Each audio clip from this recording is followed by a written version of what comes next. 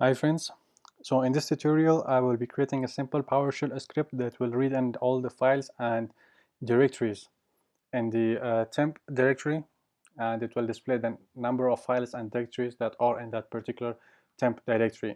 So Windows stores temporary files in there, so sometimes it might get full and you might need to identify it. So in this tutorial I'll just demonstrate how to find the number of files in that particular temp directory.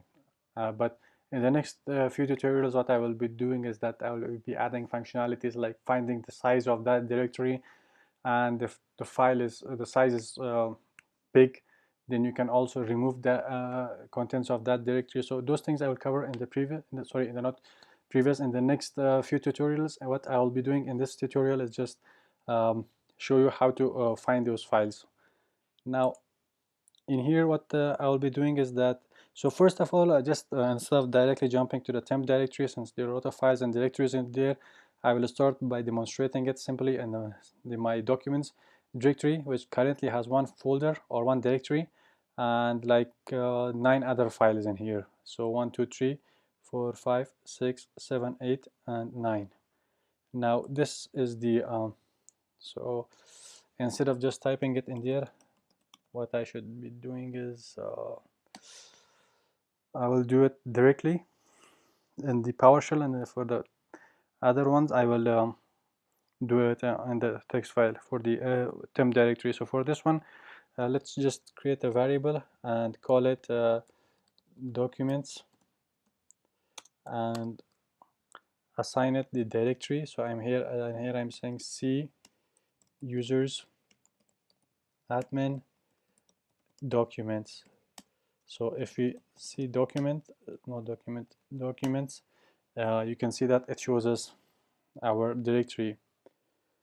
So what I want to do is that I want to find all the files and directories in this folder or in this directory. So how do I do it? I will create a variable called listing, and what I will be doing is that I will run this get child item, which is like the dir command in the CMD, and I will say go in the documents directory, which I have stored in the documents variable, and press enter. So now if I say listing, you can see that it shows us the contents of that file. Now instead of viewing the contents, I can also say something like number of files, and then I can say listing dot count. So you can see that it shows us 10. The first one, this is the directory, and then 9 other files that we have. However, in this directory netcat master, in here I have like some other files. So what I can do is that I can say go recursively in that directory and file them as well. So in here, if I go to the properties of it, in here you can see that there are 13 files. So 13 plus 9 files, that is like 22 files, plus this one directory, so for a total of 23. Now let me clear the screen. Now if I say something like this, listing is equal to documents, but I type in the recurse argument. What it means is that check in this document recursively. So if I press enter now, if I do this listing, it shows us not only the contents of the documents directory, but also the netcat master directory, which is inside the C documents directory. So now that we have this, we can do this number of files or directories, and then I can say listing dot count. So now you can see that it says number of files or directories is 23. So 9 files in the documents directory, and then another 13 files inside this directory, and one directory, for a total of 23. So this is how you can find it. Now let's create a script for the temp directory. So let's quickly go to this temp directory. Now it is in the C Windows, and if you go down, it is in here. So this is the files and directories that are in my temporary directory. Now what I can do is a simple script to create would be something like I can say temp, and For this I can say C Windows temp, and what I can do is say listing is equal to get child item, and then I'm saying temp, and after that recurse.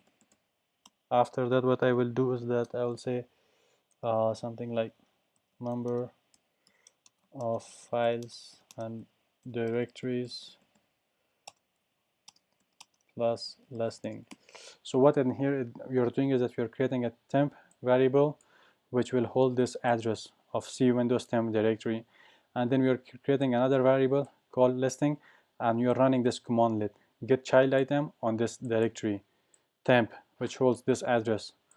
And what you are doing is that you are using the recurse argument, which means that go into this directory recursively. What that means is that go not only inside temp directory but also go inside these folders. So this is my temp directory, but there are folders in here, so I'm saying go inside these folders as well, so check them also for contents. And in here I'm just printing this line, and then I'm saying listing dot count, so show me the number of files and folders in that directory. So let's save it.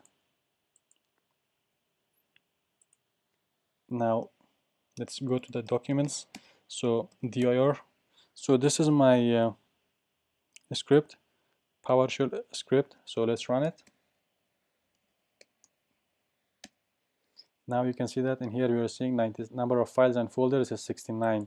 So currently we have 69 files and folders in our temp directory.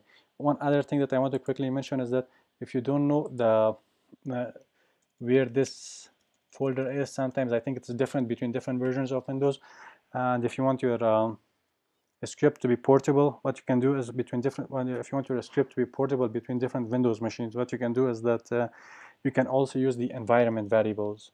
So in here we can see you're saying check the environment directory or drive, or check the environment variables for what? For this WinDIR. So for the Windows directory, and then check temp. So this is the environment variables that you're searching, and you're saying go to the Windows directory, which is C Windows by default. And then you're saying once you find it, go inside the temp directory. So this is an easier way of doing it instead of just typing C Windows temp. This also makes it portable. So let's run this again. You can see that we get the same output. It's a good practice to use this. So if you don't know how to use this env command or what it means, is that I have created a very detailed tutorial in my channel with lots of examples. So this is it for this tutorial. If you have any questions or suggestions, or if there is any particular topic that you want me to cover, feel free to put it in the comment section below, and I'll see you guys in the next one.